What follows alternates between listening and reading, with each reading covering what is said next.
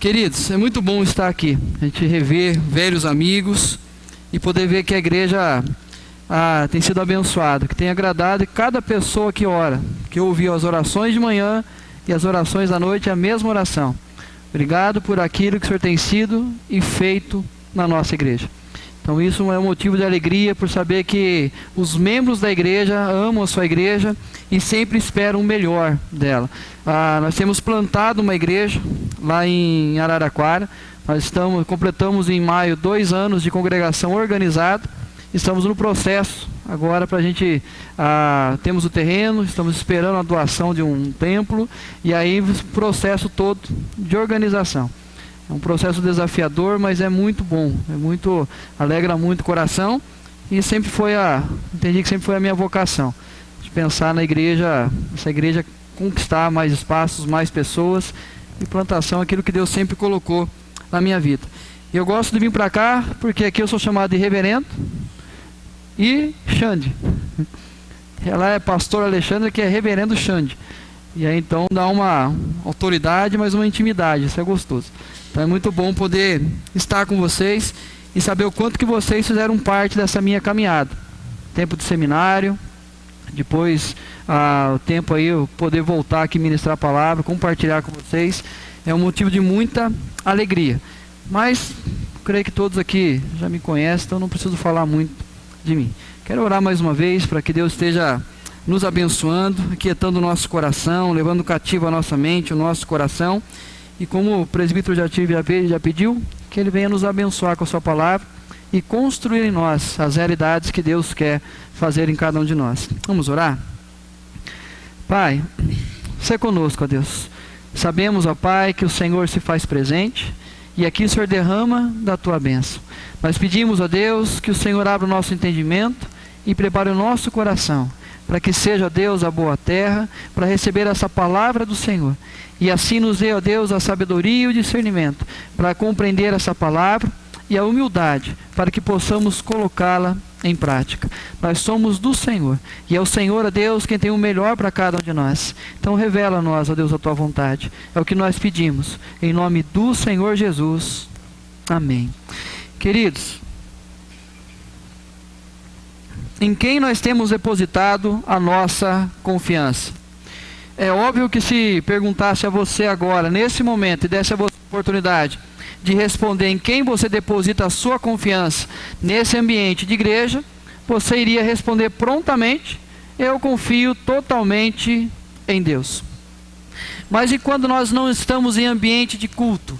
Quando nós estamos em outros departamentos da nossa vida, em quem nós depositamos a nossa confiança? E aí talvez a nossa confiança seja depositada na nossa carreira profissional, na nossa capacidade de trabalhar, a capacidade de aprender, a capacidade de alcançar os nossos objetivos. Talvez a nossa confiança seja depositada no ambiente de família, exatamente na nossa família. De repente depositamos no esposo, na esposa, nos filhos, e aí então nós estamos num outro contexto e a resposta nossa seria diferente. Talvez quando nós estamos num momento de segurança financeira, seria isso onde nós depositaríamos a nossa confiança. É aquela velha história: se você recebe uma notícia ruim, mas você tem um dinheiro sobrando, parece que aquilo não causa tanto impacto, porque você diz assim: eu tenho dinheiro, dá para resolver esse problema. Nós depositamos a nossa confiança no nosso dinheiro. Ou se nós pensamos na questão da nossa saúde, onde a saúde vai bem, nós podemos correr atrás de todas as coisas, e a nossa confiança é depositada totalmente na saúde. E isso preocupa porque nós estamos transferindo aquilo que deveria ser colocado apenas em Deus em outras realidades da vida. Então a nossa confiança, que deveria ser exclusiva na pessoa de Jesus, entendendo que Ele é o Senhor da nossa vida, entendendo que Deus controla todas as coisas, e a razão pela qual eu confio nele é porque Ele tem o melhor para mim, isso deveria ser feito em cada um de nós. Mas quando nós departamentalizamos a nossa vida, nós também departamentalizamos a nossa confiança. É hora que nós depositamos a nossa confiança em outras coisas que não são Deus.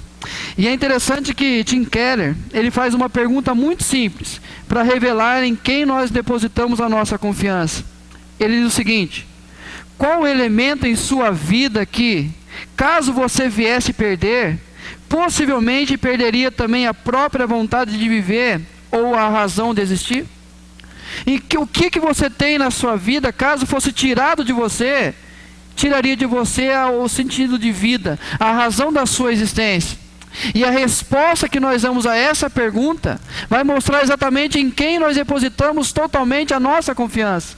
Aonde nós acreditamos que está a nossa felicidade, que está a nossa razão de viver, que está a nossa alegria, que está aquilo que preenche o vazio do nosso coração. E o mais complicado é que quando nós depositamos essa confiança em algo que não seja Deus, nós estamos cometendo um pecado que muitas vezes nós limitamos apenas àqueles que confiam em imagem de escultura. Nós estamos cometendo o pecado da idolatria. E Tim Keller continua dizendo o seguinte: o pecado que constantemente busca sabotar o nosso coração para que o Evangelho não seja compreendido é o pecado da idolatria. Pecado é colocar a nossa confiança em outra coisa que não no amor de Deus. É o pecado que faz a gente não depender de Deus. O pecado da idolatria, quando nós confiamos em algo que não seja o amor de Deus, é o que nos leva a não depender de Deus. É onde eu estou bem financeiramente e eu não preciso buscar a Deus para resolver um problema na minha vida, porque eu tenho condições de pagar por aquilo. E aí eu passo a ser idólatra do dinheiro e não deposito a minha confiança totalmente em Deus. E ele conclui da seguinte maneira: a idolatria é o pecado que faz com que nós coloquemos nossa força no dinheiro, no sexo e no poder. Um ídolo é qualquer coisa mais fundamental do que Deus para a nossa felicidade, sentido na vida ou identidade. Tudo que se torna maior do que Deus na nossa vida se tornou um ídolo. E assim nós passamos a praticar o pecado da idolatria. E queridos, a palavra de Deus, quando fala do pecado da idolatria, ela revela algumas consequências na nossa vida. Por exemplo, Jeremias 17: assim diz o Senhor: maldito o homem que confia no homem, faz da carne mortal o seu braço e aparta o seu coração do Senhor. Aqui não é você confiar em outra pessoa, mas é você confiar em si mesmo. Maldito o homem que confia em si mesmo. E a consequência dessa autoconfiança é apartar o nosso coração do Senhor. Ou seja, quanto mais eu confio em mim, quanto mais eu entendo que eu estou no controle das coisas, mais o meu coração se afasta de Deus. Mas também no Salmo 146, não confieis em príncipes, nem nos filhos dos homens, em quem não há salvação. Sai-lhes o espírito e eles tornam ao pó. Nesse mesmo dia perecem todos os seus desígnios.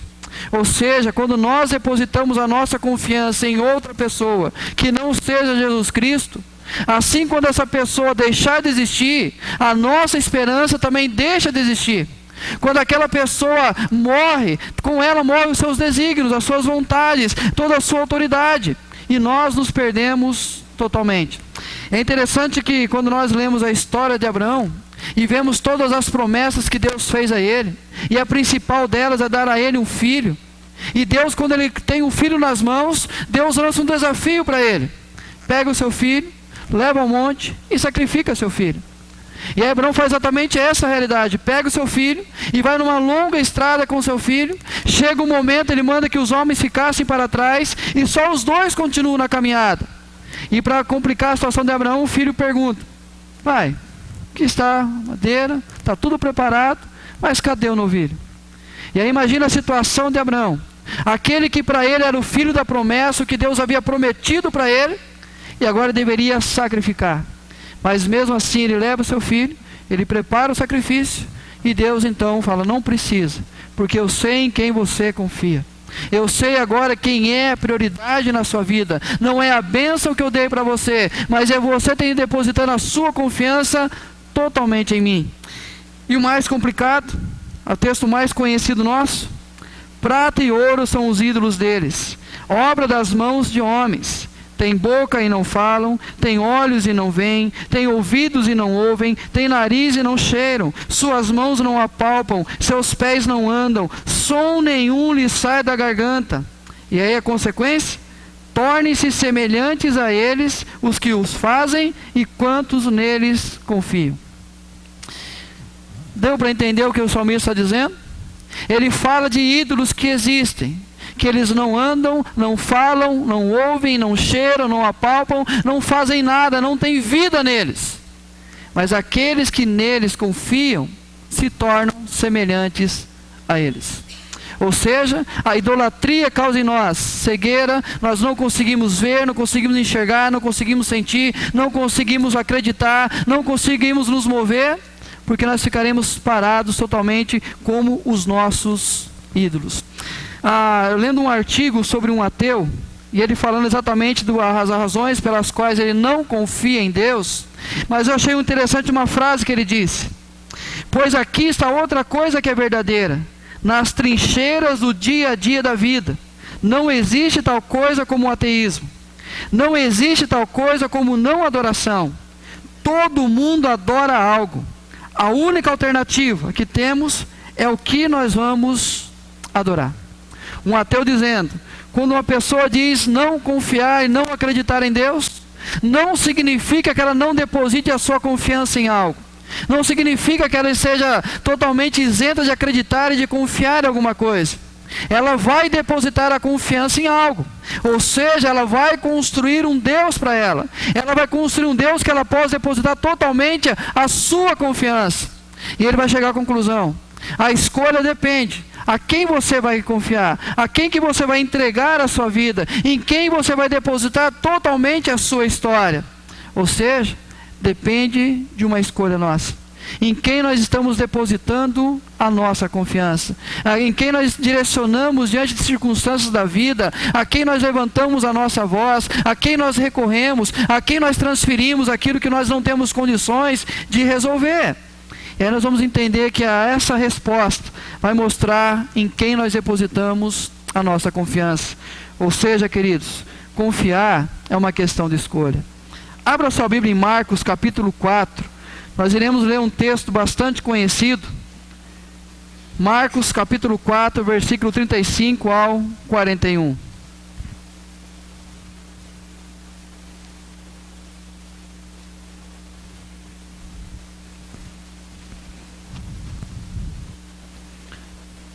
Depois de um dia cheio, Jesus aproxima dos discípulos, e aí tem essa narrativa do que aconteceu.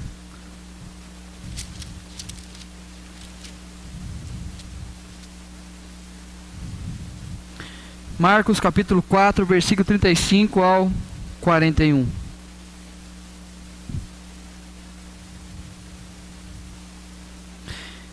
Naquele dia, sendo já tarde, disse-lhe Jesus: passemos para a outra margem. E eles, despedindo a multidão, o levaram assim como estava no barco, e outros barcos o seguiam. Ora, levantou-se grande temporal de vento, e as ondas se arremessavam contra o barco, de modo que o mesmo já estava a encher-se de água. E Jesus estava na popa, dormindo sobre o travesseiro. Eles o despertaram e lhe disseram: Mestre, não te importa que pereçamos? E ele, despertando, repreendeu o vento e disse ao mar: acalma-te, emudece. O vento se aquietou e fez-se grande bonança. Então lhes disse: por que sois assim tímidos? Como é que não tendes fé? E eles, possuídos de grande temor, diziam uns aos outros: quem é este que até o mar, o vento e o mar lhe obedecem? Queridos, quando nós falamos de confiar em Deus, nós poderíamos pegar qualquer texto da palavra de Deus para que pudéssemos levantar argumentos pelos quais nós confiamos totalmente em Deus. Afinal de contas, a revelação da palavra é exatamente isso: nos levar a confiar totalmente num Deus que tem o controle de todas as coisas nas suas mãos. Mas qual é a razão pela qual eu escolhi esta passagem específica para nos mostrar as razões pelas quais você e eu devemos aprender a escolher confiar em Deus em todos os momentos da vida? A primeira razão são os personagens desse texto, que são os pescadores. Eram homens que as suas vidas eram totalmente dedicados à pesca. Ou seja, eram homens acostumados com o mar, eram homens acostumados com dias de ventos fortes, eram homens acostumados com um momento ou outro, aquele mar que estava em tranquilidade, de repente o vento batia, a água se agitava e um barco quase virava. Mas também é um texto escolhido pela transição que acontece nele, da calmaria para a tempestade, aonde tudo ia bem depois de um longo dia de trabalho, tudo caminhando da melhor maneira, e de repente o vento fica mais forte e aquele barco quase vem a virar. Mas também pela presença de Jesus no barco, junto com os seus discípulos. Porque os pescadores, o mar era a realidade de cada pescador, desde a sua infância. Enfrentar as tempestades era uma realidade possível e sair delas era uma experiência comum. Eles sabiam que a qualquer momento o vento poderia ficar mais forte. Mas também eles confiavam em si mesmos, na capacidade que eles aprenderam desde a infância, de como sair de uma tempestade. O mar, momentos em que crises maiores que enfrentamos, nos vêm daqueles lugares onde sentimos-nos mais seguros. Talvez a insegurança deles em meio à multidão, entender o que estava acontecendo no ministério de Jesus, tentar responder às pessoas, talvez fosse mais inseguro para eles a multidão do que o mar. Então quando Jesus os convida a entrar no barco, talvez eles diziam um ao outro: agora as coisas podem mudar, agora nós estamos no controle de todas as coisas. E quando nós olhamos a transição, as tempestades podem surgir depois de uma grande bonança. E a presença de Jesus não isenta os seus discípulos de enfrentar uma adversidade no mar. Queridos, a razão pela qual eu escolhi esse texto, baseando-se na experiência dos discípulos, é exatamente essa realidade. Ou seja, muitas vezes, o que somos não importará diante daquilo que temos que enfrentar. Aquilo que nós somos não irá nos garantir diante de situações que nós perdemos o controle. Aquilo que nós tínhamos como total controle nas mãos, aquilo que nós transferimos as nossas confianças, talvez no momento de uma adversidade maior do que aquilo que nós podemos controlar, vai nos mostrar que apesar de toda a experiência que temos, aquilo é maior do que nós. Mas também, os lugares da vida em que vivemos a calmaria, são os lugares que podem nos surpreender com grandes tempestades. Você já teve experiências na vida que alguém perguntou a você: como vai o seu casamento? E você respondeu: tudo bem, graças a Deus, nunca tivemos uma discussão sequer. E naquela semana acontece talvez a primeira discussão, e aí você percebe que as coisas não estavam tão bem quanto você imaginava. Talvez você olhe para os seus filhos e os considere os melhores filhos do mundo, e aí o elogio é constante sobre eles. E de repente você percebe que eles estão tendo escolhas diferentes, atitudes diferentes. Ou seja, em áreas da vida que nós acreditávamos que estavam tudo sob o nosso controle, estava tudo sob a nossa atenção e tudo não tinha o perigo de escapar de nós. E de repente nós percebemos que as coisas estão mudando ali no mar, onde nós estávamos tão acostumados a navegar. Mas também que a transição entre calmaria e tempestades podem ser repentinas. São aqueles dias que você olha para o céu, está tão lindo, e aí começa aquela tempestade repentina, você conversa com alguém dizendo assim: quem diria que ia chover hoje? Ou seja, da calmaria para a tempestade, questão de segundos. Mas também a presença de Jesus não vai nos poupar de dias difíceis. Não vai nos poupar de dias que o vento vai bater, a água vai se agitar e virá com força contra a nossa casa. Mesmo nós que cremos em Jesus, mesmo nós que entregamos a nossa vida a Jesus, mesmo na nossa casa onde nós estamos firmados na rocha, nós não estamos isentos da tempestade bater e a água vir com ímpeto contra a nossa casa. Queridos, o que nós aprendemos nesse texto são duas realidades. Não temos o controle de todas as coisas em nossas mãos. O que esse texto revela para nós, em primeiro lugar, é que nós não temos o controle de todas as coisas nas nossas mãos. Nós não podemos nos iludir, achando que o ambiente é favorável, que as coisas estão debaixo do nosso controle. Um momento ou outro o vento pode virar, a água pode se agitar, e a água começa a entrar no barco e as coisas começam a perder o controle. Mas também, o medo é uma reação natural, quando a confiança está em direção errada. Aí nós percebemos que aquilo que nós mais confiávamos está nos gerando medo. Tinha os discípulos naquele barco. A água começa a entrar, eles pegam os seus barquinhos, seus pequenos potinhos que eles estavam ali, copinhos que eles estavam, e começam a jogar. E começam a tentar tirar a água dali, porque era o comum de se fazer. Nós não podemos apenas permitir que ele encha. Mas a confiança que tinham no outro começa a perceber que eles não têm mais o controle nas mãos. É a hora que eles param e desesperadamente olham para Jesus, acordam Jesus e fazem uma pergunta: o senhor vai permitir que a gente venha morrer nesse mar? O Senhor vai permitir que no meio da tempestade esse barco vire e todos nós iremos perecer aqui?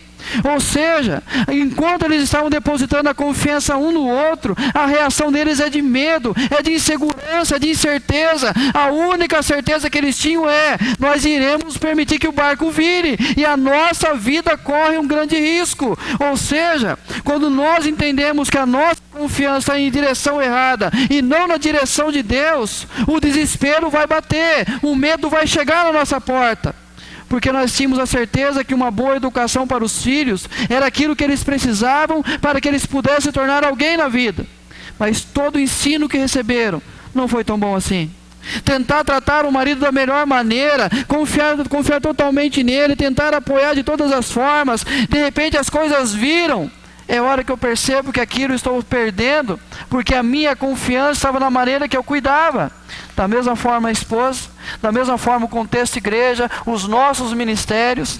Queridos, Max Lucado diz o seguinte: quando a nossa perspectiva está em Deus, nosso foco está naquele que vence qualquer tempestade que a vida pode trazer. Quando o nosso foco, a nossa confiança está totalmente em Deus, a tempestade pode vir, mas eu tenho a plena certeza que a bonança vai chegar, que o mar vai se aquietar, o vento vai cessar e nós continuaremos tranquilos a nossa viagem. Mas, como nós falamos no início, a nossa confiança é uma questão de escolha. Não apenas no contexto igreja, mas em todas as áreas da minha vida, eu preciso aprender a confiar totalmente em Deus. E 4 razões pelas quais nós devemos confiar em Deus. Primeira delas, porque a vida não é uma eterna calmaria. Olha o que o texto diz. Ora, levantou-se grande temporal de vento, e as ondas se arremessavam contra o barco, de modo que o mesmo já estava a encher-se de água. Mateus 7:25. E caiu a chuva, transbordaram os rios, sopraram os ventos e deram com ímpeto contra aquela casa. Eclesiastes 9. Este é o mal que há em tudo o que se faz debaixo do sol. A todos sucede o mesmo. Também o coração dos homens está cheio de maldade. Nele há desvarios enquanto vivem, depois rumo aos mortos. Jesus, Salomão, todos afirmavam que a calmaria não é eterna. Dias de bonança são apenas dias que o momento pode passar. Assim como dias difíceis vão passar, os dias também que tudo vai bem, ele pode de maneira repentina mudar. E se as coisas podem mudar de maneira repentina, em quem que eu vou confiar? A necessidade de confiar em Deus é exatamente essa a razão. Ou seja, vai ter momentos na nossa vida que a pergunta que nós iremos fazer é: Mestre, não te importa que pereçamos?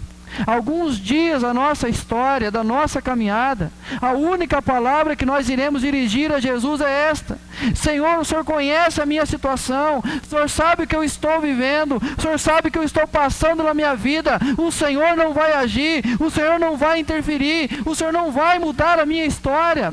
O Senhor vai permitir que eu pereça numa situação como essa? O Senhor vai permitir que a minha vida chegue ao fim? Vai permitir que os meus filhos se percam, que o meu casamento se perca, que a minha espiritualidade venha esfriar? Deus, olha para mim. Queridos, nós precisamos depositar nossa confiança em Deus, porque a calmaria não é algo eterno na nossa história. Mas a segunda razão pela qual nós devemos confiar apenas em Deus, porque nossos enfrentamentos revelam as nossas fraquezas. O texto de Jesus diz assim: então lhes disse: por que sois assim tímidos? Como é que não tendes fé? Tem um senhor da nossa igreja que ele sempre criticava aquelas pessoas que diziam ter depressão. O tempo todo dizia que alguém tinha depressão. Ele achava que era frescura, que era uma maneira de chamar a atenção da família, que eram coisas que o mundo moderno nos trouxe, a gente está aceitando sem avaliar as consequências, até o dia que ele passa por uma depressão, até o dia que ele percebe a sua própria fraqueza. E queridos, enfrentamentos da nossa vida vai revelar exatamente quão fracos nós somos. É interessante que nós somos acostumados, a nossa família olhar para nós como as pessoas mais fortes da família. Quantas vezes as pessoas chegam para nós e falam assim: não, você é uma pessoa firme, você é uma pessoa tão forte, nada mexe com você, nada abala você. E queridos, muitos de nós acreditamos nisso. Muitos de nós acreditamos que somos capazes de passar por todas as coisas. Eu imagino que o começo daquela ventania, os discípulos disseram um ao outro: não, deixa o mestre, deixa ele dormir tranquilo, porque nós somos especialistas, nós somos pescadores, aqui é o nosso ambiente, é o nosso local, nós estamos acostumados com isso, já vai passar o vento. Ou seja, quando eles enfrentam um vento mais forte e a água se agita de uma maneira que eles não conseguem tirar a água do barco, é hora que eles se deparam com a fraqueza deles. Queridos, diante de situações que mostram as nossas fraquezas, nós vamos perceber o quanto nós precisamos confiar em Deus. Quantas pessoas que acham que não é necessário confiar em Deus, mas quando a água começa a subir, quando o barco começa a se agitar e sabe do risco de virar, a primeira atitude dessa pessoa é se colocar em oração e buscar a presença de Deus. Comentando esse texto, o reverendo Hernandes Dias Lopes diz o seguinte: as tempestades da vida são surpreendentes. Elas podem transformar cenários domésticos em lugares ameaçadores. O mar da Galileia era um lugar muito conhecido daqueles discípulos. Alguns deles eram pescadores profissionais e conheciam cada palmo daquele lago. Muitas vezes eles cruzaram aquele mar lançando as suas redes. Ali era o lugar do seu ganha-pão, mas agora estão em apuros. O comum tornou-se um monstro indomável. Ou seja, aonde eles se sentiam mais seguros e mais fortes, agora o lugar que era comum tornou-se um monstro indomável. Queridos, a razão pela qual nós devemos confiar em Deus é porque na tempestade as nossas fraquezas são reveladas. E é nesse dia que nós iremos dizer: Senhor, salva-nos, perecemos. Senhor, nos salve, nós estamos perecendo. É esta a palavra dirigida a Jesus pelos seus discípulos. Depois de tentarem das suas maneiras, tentar salvar o barco, tentar sair daquela tempestade, a única conclusão que eles chegaram é: Senhor, nos salva, nós estamos perecendo. Então, quando nós enfrentamos situações contrárias, que nós entendemos que nós não somos capazes de mudar a situação, de mudar a história, a nossa única escolha é: Senhor, eu sou fraco. Senhor, eu achava que poderia andar sozinho. Senhor, eu achava que poderia depositar confiança em outras coisas, que não fosse o Senhor. Mas eu chego à conclusão: Senhor, me salva, porque eu estou perecendo. A segunda razão é essa: porque nossos enfrentamentos revelam as nossas fraquezas. Mas também a terceira razão: porque somente Jesus tem o domínio sobre todas as coisas. Olha o que diz o texto: e ele, despertando, repreendeu o vento e disse ao mar: acalma-te, emudece. O vento se aquietou e fez-se grande bonança. Ou seja, somente Jesus tem o controle e o domínio de todas as coisas debaixo da sua mão. Mas sabe o que é interessante nesse texto? Revela as duas naturezas de Jesus. Primeira, a natureza humana. Depois de um dia de trabalho, ele entra num barco, arruma um lugar para dormir, pega um travesseiro, deita no canto do barco e vai descansar, e vai dormir. Revela a natureza humana de Jesus. Mas no mesmo contexto revela outra natureza, a sua natureza divina. Porque ele se levanta e aquele vento contrário, ele diz: aquieta, vento, pare, mar. E ali o vento e o mar se aquietam. Ou seja, duas naturezas reveladas de quem é esse Jesus. Mas o que importa para nós essa revelação das duas naturezas? Por que é tão importante mostrar Jesus cansado, Jesus com fome, Jesus com sono, Jesus passando por dores, por momentos de dificuldade? Para mostrar o que Hebreus nos fala, que nós temos um sumo sacerdote que pode se compadecer das nossas fraquezas. Por quê? Porque ele se fez homem como cada um de nós. E ele conhece os nossos medos, ele conhece as nossas incertezas, ele conhece as nossas inseguranças. E aí quando eu me revelo diante dele dizendo qual é a minha dor, eu não tenho por que temer, não vou olhar para mim e vai dizer assim, você é meu seguidor, mas é muito fraco demais. Não, ele vai olhar para mim e falar assim, eu conheço a sua limitação, eu sei que tem lhe faltado fé, eu sei que você não consegue aquietar esse mar, você não consegue parar esse vento, eu sei porque eu me fiz homem como você, e eu fui tão limitado quanto você é. Mas a revelação da natureza divina de Jesus, porque o seu poder tem a capacidade de mudar a nossa história.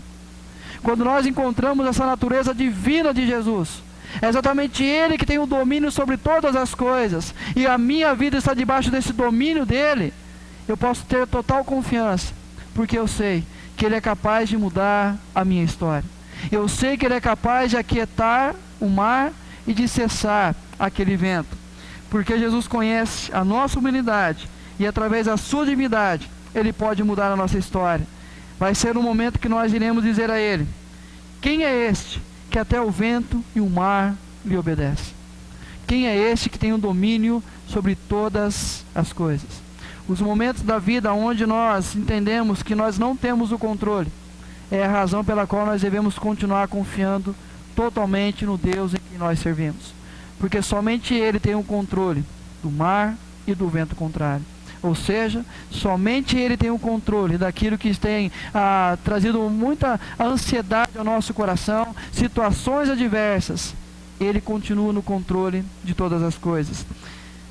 Mas sabe o que é interessante desse texto? Que nos passa despercebido tantas vezes? É que muitas vezes a nossa confiança não vai ser apenas necessária para que nós possamos continuar a nossa viagem. Mas é preciso continuar confiando em Deus, porque muitas vezes a nossa confiança não vai ser necessária para nos tirar, apenas nós, da tempestade. Mas tem outras pessoas que vão precisar que nós continuemos a acreditar em Deus. Olha o que diz o texto.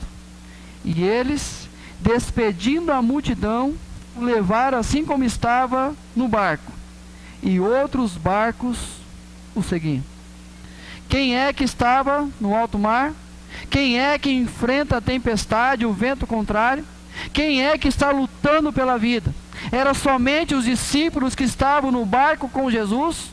Ou outros barcos que estavam ao redor do barco de Jesus e estavam enfrentando as mesmas circunstâncias?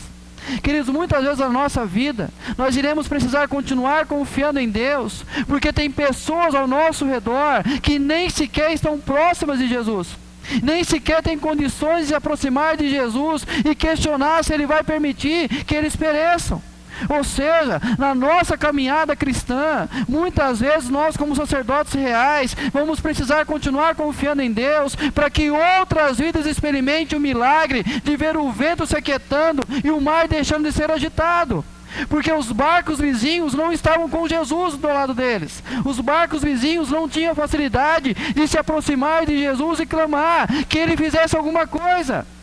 Nós temos parentes, nós temos amigos, nós temos os nossos filhos, nós temos os nossos cônjuges, pessoas que muitas vezes não terão forças para se aproximar de Jesus, pessoas que talvez não tenham confiança que Jesus se importa com elas, são pessoas abandonadas, pessoas que não têm aonde se agarrar, pessoas que estão no barco do lado, enfrentando situações semelhantes à nossa, mas não tem condição nenhuma de sair da situação. Por quê? Porque depositam a sua confiança no dinheiro, na sua habilidade, na sua capacidade, mas isso não vai livrar do perigo. E é hora que nós precisamos aprender a confiar em Deus, não apenas por nós mesmos, mas pelos outros barcos que estão do nosso lado, pessoas que estão enfrentando as mesmas situações que cada um de nós. O texto lá em Mateus 8 fala de um homem centurião, um homem que tinha 100 soldados à sua disposição, e ele passa por uma situação que ele não tem o controle sobre ela. Um dos seus soldados fica doente, e ele, preocupado com o seu soldado, tentando cuidar dele, não tinha mais o que fazer, toma a decisão de ir até Jesus. E ele se aproxima de Jesus e começa um diálogo dizendo: Senhor, em casa tem um servo meu que está enfermo. E apenas uma palavra do Senhor, ele vai ser curado. A resposta de Jesus: vamos na sua casa. O centurião diz: não, Senhor, não precisa ir na minha casa. Olha, eu também tenho homens sujeitos à minha autoridade. E se eu digo aquele homem vai, ele vai. E se eu digo vem, ele vem. Então basta uma palavra tua, Jesus. Apenas uma palavra e meu servo vai ser curado. A resposta de Jesus para aquele homem: nem mesmo em Israel viu uma fé como essa. Ou seja, mesmo no povo que conhecia a palavra de Deus, não viu alguém que confiava tanto na autoridade de Jesus. O que aquele homem estava fazendo é: a palavra do Senhor tem autoridade sobre a minha casa. E basta uma palavra do Senhor, o meu servo vai ser curado. E o texto diz que Jesus responde para ele. Ouvindo isso, Jesus fala exatamente dessa realidade, que nem mesmo Israel viu fé como essa, e disse: vai que o teu servo está curado. E aquele homem volta para casa, a resposta é: ele foi curado. Ou seja, aquele homem, pela sua enfermidade, era incapaz de ir até a pessoa de Jesus. Mas o centurião confia totalmente em Jesus, e a sua confiança alcança o seu criado. Há momentos na nossa vida que nós iremos dizer: então disse Jesus ao centurião: vai-te e seja feito conforme a tua fé. E naquela mesma hora o servo foi curado. Ou seja, há muitas pessoas que recebem milagres e livramentos, mas não sabem que esses prodígios vieram das mãos de Jesus. Já imaginou chegar do outro lado do mar? Eles se aproximam dos pescadores, todos os barcos se aproximam e começam a conversar sobre o que aconteceu no mar. E de repente aqueles que não estavam no barco com Jesus vão dizer: o que aconteceu? De repente começou a se agitar, e a gente tentou socorrer um ao outro, foi tentando se livrar, e do nada parou. Eles não tinham noção quem se levantou no barco e mandou que o vento cessasse.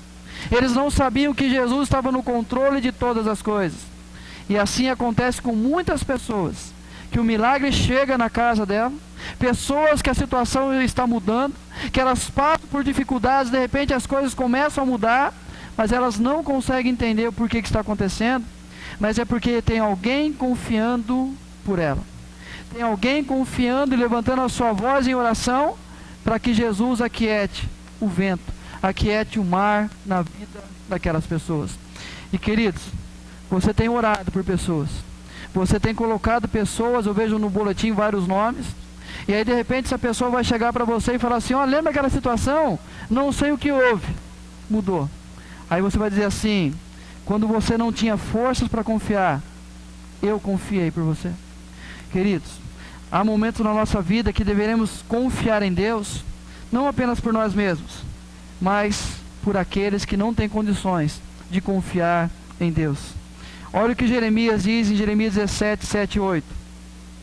Bendito o homem que confia no Senhor e cuja esperança é o Senhor, porque ele é como a árvore plantada junto às águas, que estende as suas raízes para o ribeiro e não receia quando vem o calor, mas a sua folha fica verde, e no ano de sequidão não se perturba, nem deixa de dar fruto.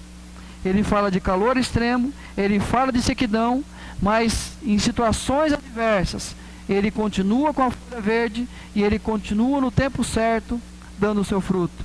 Eu quero encerrar com essa frase: não temos mais Jesus adormecido no rugido da tempestade, mas a tempestade adormecida aos pés do Senhor que dera a ordem.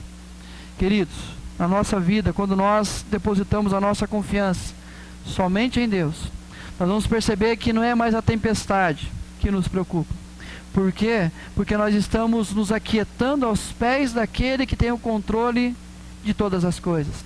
E nós sabemos que a viagem é chegar do outro lado do mar. E se Jesus nos mandou entrar no barco, mesmo que a situação seja contrária e nós não temos condições de passar por ela, nós temos que lembrar quem está no controle de todas as coisas. E é hora que nós iremos aprender a depositar a nossa confiança somente em Deus. Não departamentalize a sua vida. Não confie em coisas que não seja Deus na sua história. Porque escolher confiar em Deus é o que nós devemos fazer sempre na nossa vida. Amém?